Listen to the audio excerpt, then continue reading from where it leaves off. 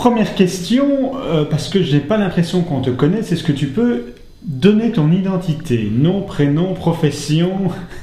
Alors, Belfroy Bernard, cinéaste, jeune cinéaste en devenir. Alors, c'est ton premier long métrage, tu n'as pas fait de court métrage précédemment. Est-ce que tu as fait donc des documentaires entre-temps?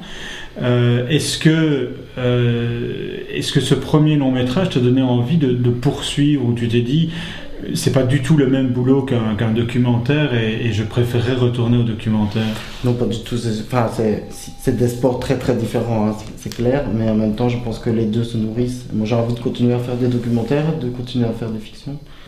Comment s'est passée la recherche de tes acteurs? Alors, la recherche de mes acteurs, pour ce qui est du jeune protagoniste, qui s'appelle Geoffrey Verbruggen, là, j'ai fait un casting de façon un peu classique en Belgique, en France, au Luxembourg, et puis à force aussi, j'ai trouvé Geoffrey. Oui. Pour Thierry Ancy, c'est Sergi Lopez, je pense à aider l'écriture en fait. Voilà, j'aime bien décrire un peu ça, des corps, des visages, et voilà, ils ont accepté tous les deux, donc super.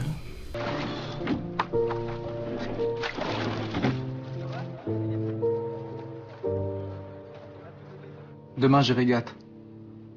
Tu feras la suivante. Qu'est-ce qui t'a intéressé dans tout ça? La régate, c'est un peu... donc c'est un peu une fuite, quoi. Hein. Donc c'est un adolescent qui vit dans la violence, qui vit une relation de violence avec son père. Et donc la régate, c'est un peu son Amérique à lui. Hein. C'est un peu sa fuite, c'est un peu sa citadelle, c'est un peu là-dedans qu'il fuit. Et donc, moi, je trouvais que c'était... J'ai choisi... Une autre raison pour laquelle j'ai choisi l'aviron, c'est que c'est un sport. Peut-être on s'en rend pas toujours compte, hein. Quand on voit les captations aux Jeux Olympiques, mais c'est un sport très très violent. En fait, c'est une violence terrible qu'on se fait à soi-même.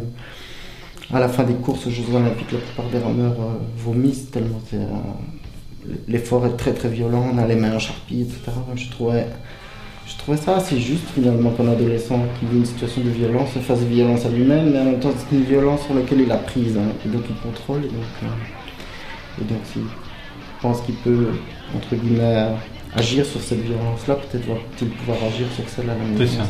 Mais qu'est-ce qui t'a intéressé pourquoi tu voulu parler de la violence entre un père et un enfant? Oh, c'est une histoire qui est un petit peu proche de moi, mais en même temps, c'était juste le point de départ, ça. Voilà, après il fallait faire un film généreux pour les autres, etc. Mais, je pense qu'à la fin du film, tu écris « Maintenant, je suis prêt à être père ».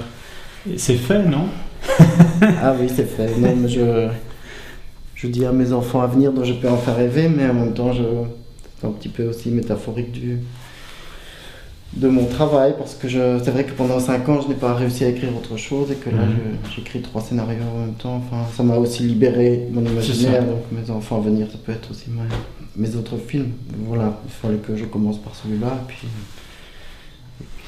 Bon, eh bien, merci pour toutes ces explications. On ira voir la régate, ça sort bientôt au cinéma, début février, c'est ça? Un petit peu plus tard, le 24.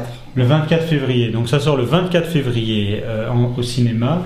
Ça sort en France aussi? Ça sort en France une semaine avant, le 17. Le 17 en France et le 24 en Belgique.